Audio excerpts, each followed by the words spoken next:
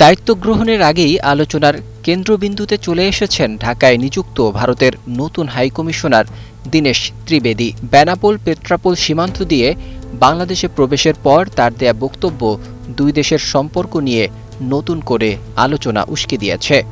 বিশেষ করে তার বক্তব্যে উঠে আসা একই আকাশ একই বাতাস এবং দুই দেশের জনসংখ্যাকে একত্রে উল্লেখ করার বিষয়টি অনেকের কাছেই অখণ্ড ভারত ভাবনার প্রতিধ্বনি হিসেবে ধরা পড়েছে। সাংবাদিকদের সঙ্গে আলাপকালে দীনেশ ত্রিবেদী বলেন, ভারতের ১৪০ কোটি এবং বাংলাদেশের ২০ কোটি মানুষ মিলিয়ে ১৬০ কোটি মানুষের একটি বিশাল শক্তি তৈরি হতে পারে। নগদ নিয়ে এলো হার না মানা হার অফার। সর্বনিম্ন ১০,০০০ টাকা রেমিটেন্স নগদে পাঠালে থাকছে স্বর্ণের হার জেতার সুযোগ। তিনি আরও বলেন, দেখুন তো হেঁটে চলে এলাম, মনে হচ্ছে না যে আমি বাংলাদেশে আছি। তার এই মন্তব্য কেবল ভৌগোলিক নৈকট্যের কথা নয়, বরং ঐতিহাসিক, সাংস্কৃতিক ও সামাজিক বন্ধনের বিষয়টিকেও সামনে নিয়ে এসেছে। বিশ্লেষকদের মতে, একজন কূটনীতিকের মুখে এমন বক্তব্য নিছক সৌজন্যমূলক বার্তা হলেও এর রাজনৈতিক তাৎপর্য অস্বীকার করা যায় না। বিশেষ করে দক্ষিণ এশিয়ার রাজনীতিতে অখণ্ড ভারত ধারণা দীর্ঘদিন ধরেই বিতর্কিত একটি বিষয়। যদিও দীনেশ ত্রিবেদী সরাসরি এমন কোনো রাজনৈতিক ধারণার কথা বলেননি, তবে দুই দেশের জনগণকে একটি বৃহৎ শক্তি হিসেবে উপস্থাপন করা এবং সীমান্তকে প্রায় অদৃশ্য বলে বর্ণনা করা নানান ব্যাখ্যা জন্ম দিয়েছে।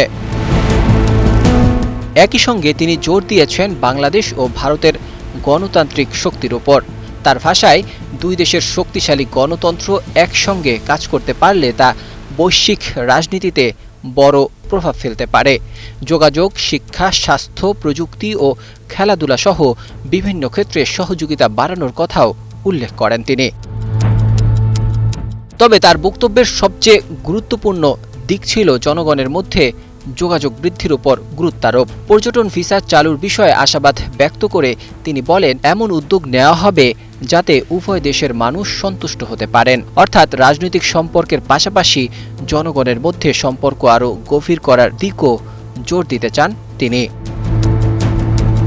বাংলাদেশে দায়িত্ব গ্রহণের আগেই দীনেশ ত্রিবেদীর এই বার্তা স্পষ্ট করেছে যে তার কূটনৈতিক অগ্রাধিকার হবে দুই দেশের মধ্যে ঘনিষ্ঠতা বাড়ানো।